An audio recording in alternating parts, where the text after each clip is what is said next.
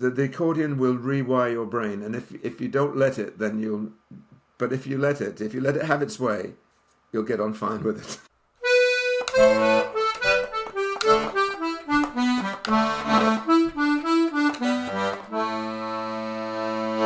Hi everyone, this is Lulu, founder of Kayley.io. Kayley is a new online hub for live Irish and bluegrass music lessons. To help you get to know the teachers better, we're doing a series of teacher Q&A, and today we have Steve Jones here with us. Steve is a teacher of the C-sharp D button accordion. Thanks so much for joining us, Steve. Well, thank you, Lulu. It's a pleasure to be here. So you're physically located in Montreal right now, is it? Yeah, a little bit outside Montreal, but yeah, Quebec. You're an Englishman living in Quebec. How did you get into Irish music?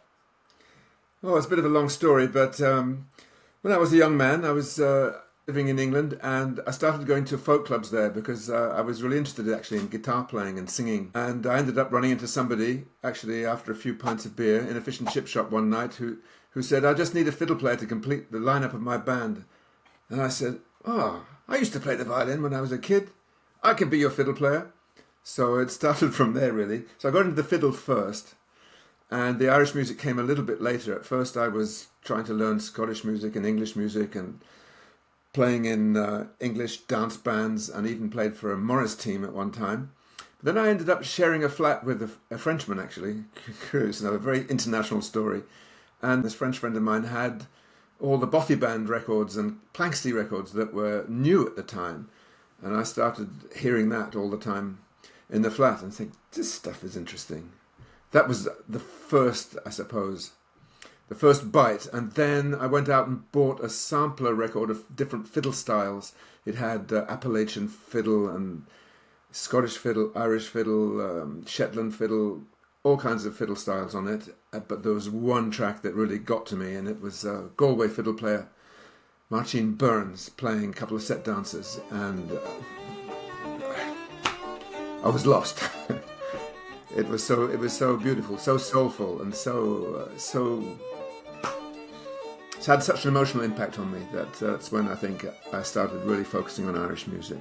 And a bit later, I moved to London, where there was a very big session scene in the pubs there. You had a raft of great musicians there, dozens and dozens of great famous musicians, from Bobby Casey to Raymond Rowland, and started hanging around in Irish pubs and got into it more like that, I suppose. Do you remember the pub names in London? There was one called, I think it was called the Railway Tavern in West Kilburn. There was the Favourite, of course, which is no longer there. That was Jimmy Power that held sway there. But the one that did me the most good, there was a little pub in Bayswater called the Swan.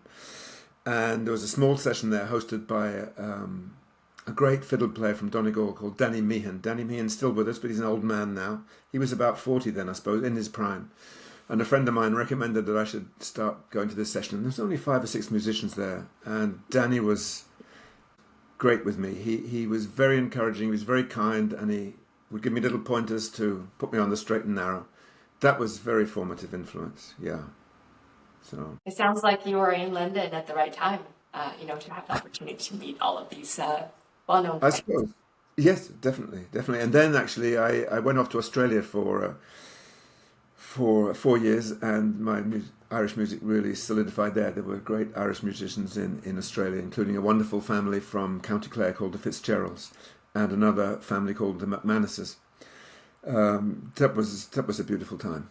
Yeah, definitely. And then you completed your travels through the Commonwealth by arriving in Quebec. I suppose so. Yeah. I met a girl from Montreal, and my fate was that fate was sealed anyway. Yeah. Since you started with the fiddle, how did you get into the button accordion?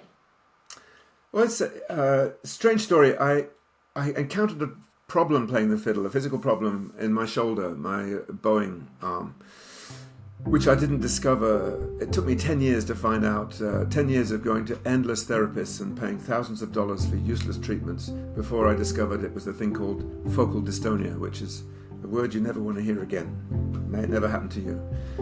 There's quite a few musicians, including Irish musicians, who are suffering from it. A couple of well-known names that I could quote.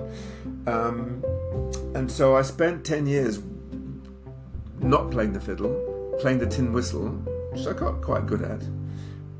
But the tin whistle is a great instrument. It's a perfect instrument for sitting by the shores of a lake on a summer evening and playing and hearing the natural echo. For a session or for a dance band, which I was used to leading dance bands on the fiddle, it doesn't really cut it, you know. It doesn't cut it at all. And about the time I got my diagnosis of focal dystonia, I was listening to a record that someone had given me with wonderful accordion playing on it. Actually, a piano accordion player, Jimmy Keane, in the band Bahola.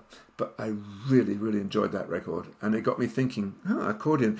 It's an instrument I never paid that much attention to. But Jimmy Keane really turned me onto it.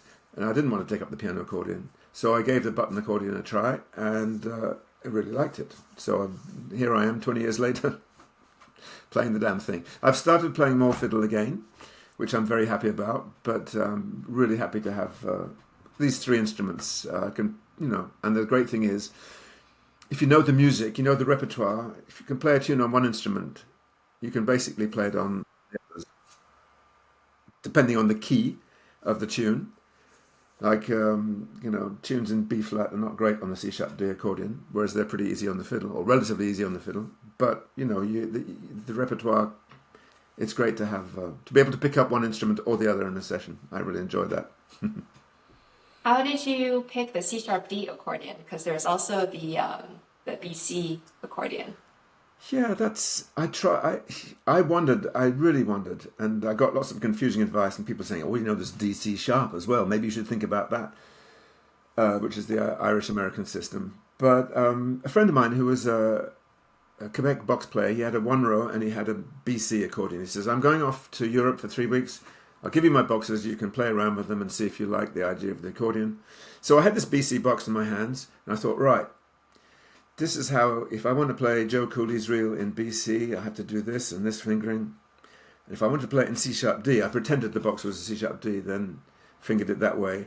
And I guess I just found the C sharp D seemed simpler to begin with. Also, because, when you play the fiddle, your D string, your open D is a very important note. Most Irish tunes most of them don't go below D. So like D is like the foundation stone for many tunes. And the tin whistle is D. So having a row on the accordion in D seemed more intuitive to me. But that's also, I love Jackie Daly. So and I had played in Australia with Simon Melia, no longer with us unfortunately, but he played a DG box because that was all he could find. But he was actually brilliant. And I had so much fun playing with him that when I was trying to take up the accordion, I thought BC, C sharp D, well there's Jackie, and there's my friend Simon, he had a D row. So the decision sort of made itself. But, I've nothing against BC boxes. Nothing against. There's some fantastic players. And there are some things you can do on BC that you can't do so easily on C sharp D, and vice versa. So. When did you start teaching students? Was it after you moved to Quebec? Yeah, I had taught fiddle a little bit in London, but a friend of mine started up an Irish music school here in Montreal called the Sheemster School of Irish Music. And so I taught fiddle there and tin whistle, and then it seemed logical once I'd had the box a couple of years, I thought, anyone wants to learn the box? So it started like that. So I have quite a long experience of teaching different instruments. And I think that's a help to me because I can understand where people are coming from. Maybe people who've never played any instrument. Those are the people with the biggest challenges. But people who've played a fiddle or tin whistle, I think I can help them transfer what they know to the accordion more easily, perhaps. Do you think that learning the accordion a little later in life also gives you a different perspective, insight when you're helping adult students? Yeah, probably. I think it's a disadvantage because obviously you see people who've learned when they were like 5 years old and you'll never catch those people. The Dermot Burns of this world, I mean, I bow down before them. So you have challenges, I suppose. You start later in life, but it's possible. And the accordion, it's not like the fiddle. If you take up the fiddle at the age of 45 or 50, it's a difficult number. I mean, some people succeed, but a lot of people don't get very far, I'm sorry to say. So I think the accordion, it's a bit more mechanical.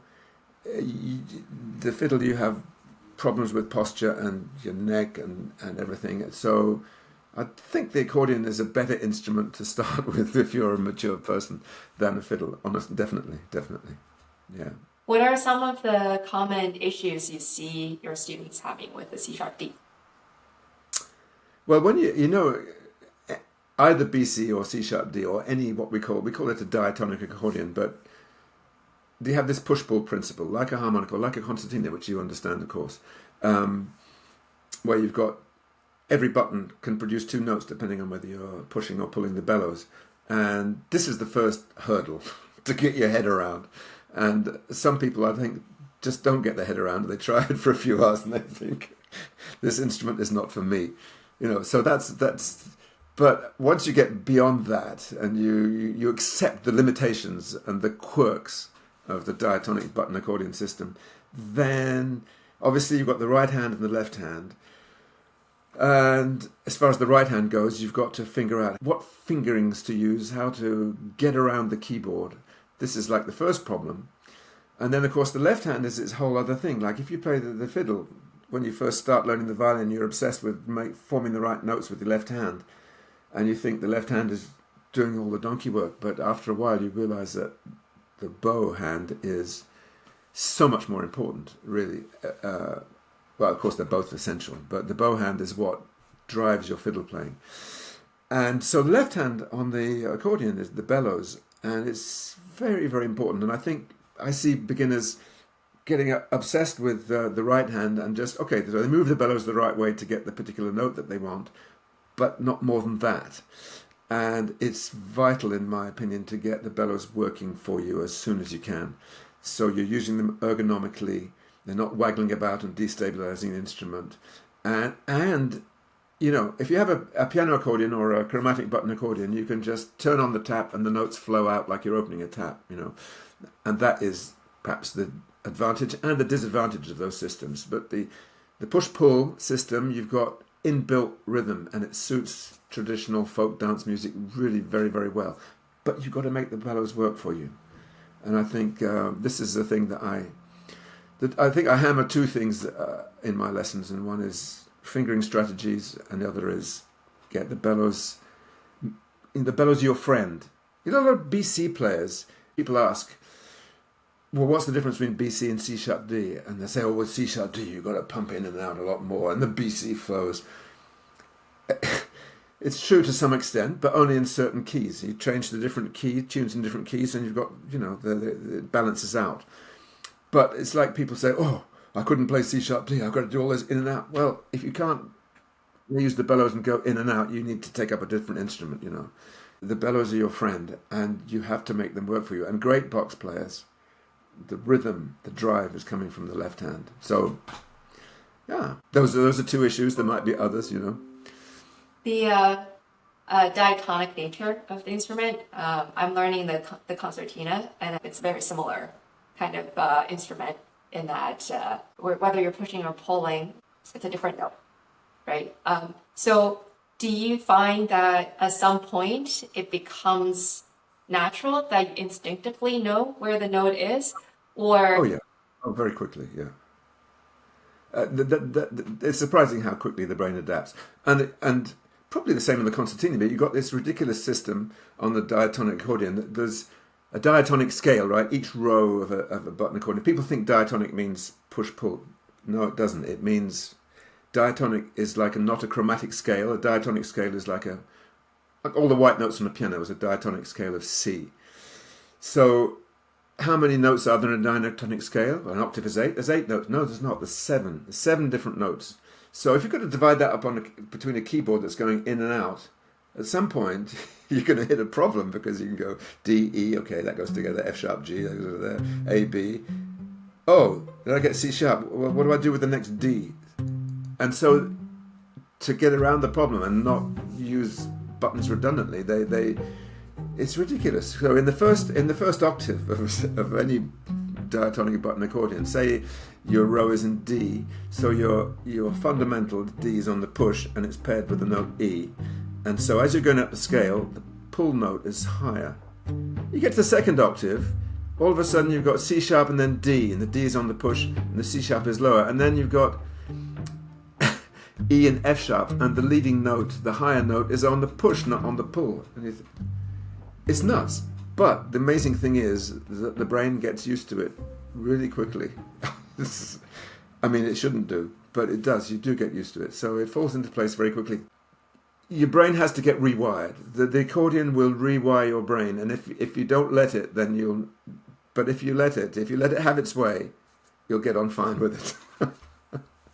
Well, it sounds like a good exercise as well to increase neuroplasticity, is it? Learn the BC accordion and keep dementia at bay. I don't know, maybe. Well, do you find that, since you've been playing Irish music for a long time, multiple instruments, and also learning an instrument fairly late in life, how do you think that's influenced your life? Music in general?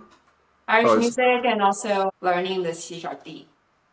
Well, Irish music is huge, and I'm sure for anybody who's a true believer, as I like to call us, it is huge. And probably today, 80% of my social life and friendships revolve around traditional music. I'm also here in Quebec. There's a great local Quebecois trad music scene that I am sort of on the fringes of, but I'm accepted in that community.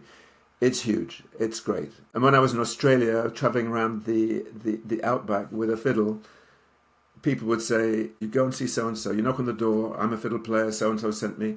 It's like a passport. If you play Irish music, you can go just about anywhere in the world. There will be Irish sessions, and you can sit down and you can play with people and you can make friends very quickly. So the impact of Irish music on my life is colossal. You were Yeah? you were carrying around the fiddle in Outback, you said? Yeah. Well, I was carrying it around. I was driving in a car, but I went with a couple of friends. We were sort of put together a dance band, and we went to a folk festival. We got a gig in Alice Springs, and then we travelled slowly. It took 3 months to do it. Travelled up to the north of Australia, and the folk community there, everybody knows everybody, even if they live 300 miles away. There's just so few people. It was like, oh, you must go and see so and so, and you just knock on the door. Hi. Here's my fiddle. So-and-so sent me. Come in. Do you want a shower? Do you want some tea? It was fantastic. So as for, what the effect has been of learning something later in life, I think, I have students who've learned the accordion. Some of my students are definitely of quite mature age, and it opens up a whole social and cultural life for them too. So I think no matter what age you start, it is a passport for sure. So come on, everybody, sign up. That's wonderful to hear.